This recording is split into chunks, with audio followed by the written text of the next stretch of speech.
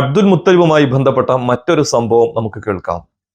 റസൂലുള്ളാഹി സ്വല്ലല്ലാഹു അലൈഹി വസല്ലമ തങ്ങൾ ജനിക്കുന്നതിന്റെ കുറച്ച് വർഷങ്ങൾക്ക് മുമ്പ് യമനിൽ, ഇന്നത്തെ യമനിൽ ജൂത ആധിപത്യമായിരുന്നു ഉണ്ടായിരുന്നത്. അവിടുത്തെ ക്രിസ്ത്യൻസ് ന്യൂനപക്ഷമായിരുന്നു, മൈനോറിറ്റി ആയിരുന്നു.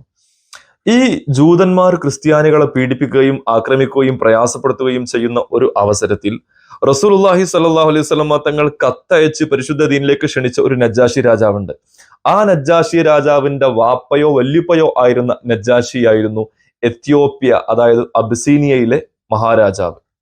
അദ്ദേഹം വലിയ സൈന്യമുള്ള ക്രിസ്തീയ രാജാവായിരുന്നു.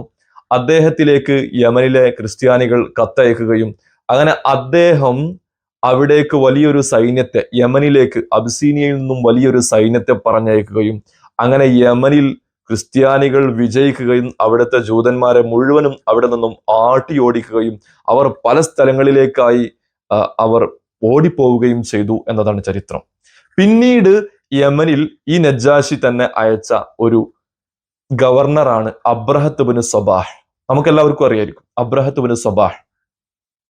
ഈ അബ്രഹത്ത് ബിൻ സബാഹ് യമനിൽ ഗവർണറായി ഭരിച്ചുകൊണ്ടിരിക്കുന്ന കാലം അറബികളെല്ലാവരും അല്ലാത്തവരും വാണിജ്യ ആവശ്യങ്ങൾക്കും മറ്റു ആത്മീയ ആവശ്യങ്ങൾക്കും ഹജ്ജിനുമൊക്കെയായി മക്കയിലേക്ക് പോകുന്നത് ഇദ്ദേഹത്തിന് വല്ലാതെ പ്രയാസം ഉണ്ടാക്കി. മക്കയിലേക്കാണ് കൂടുതൽ ആളുകളും എപ്പോഴും പോയിക്കൊണ്ടിരിക്കുന്നത്. ഇത് ഇദ്ദേഹത്തിന് വല്ലാതെ പ്രയാസം ഉണ്ടാക്കി. അപ്പൊ അത് നിർത്താൻ വേണ്ടി യമനിലെ സനായിൽ അദ്ദേഹം റോമിൽ നിന്നും പേർഷ്യയിൽ നിന്നൊക്കെ കൊണ്ടുവന്ന ഗ്ലാസുകളും മറ്റൊക്കെ വലിയ വലിയ മുന്തിയ തരം സാധനങ്ങൾ കൊണ്ടുവന്ന് വലിയ ഒരു കുല്ലൈസ്, ഒരു ചർച്ച് അദ്ദേഹം സ്ഥാപിച്ചു.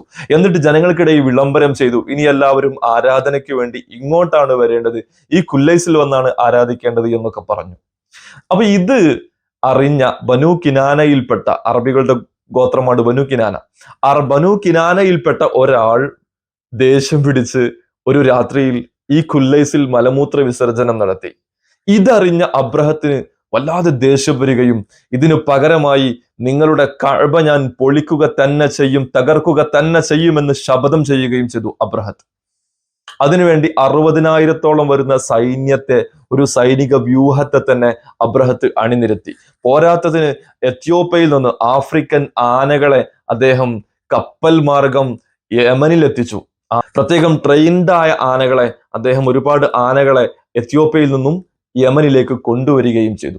അങ്ങനെ ആനപ്പടയുമായി 60,000-ഓളം വരുന്ന സൈനിക വ്യൂഹവുമായി അബ്രഹത്ത് അതിന്റെ തലപ്പത്ത് നിന്നുകൊണ്ട് കഅബയിലേക്ക് അവര് ഈ സൈന്യത്തെ നയിച്ചുകൊണ്ടിരുന്നു.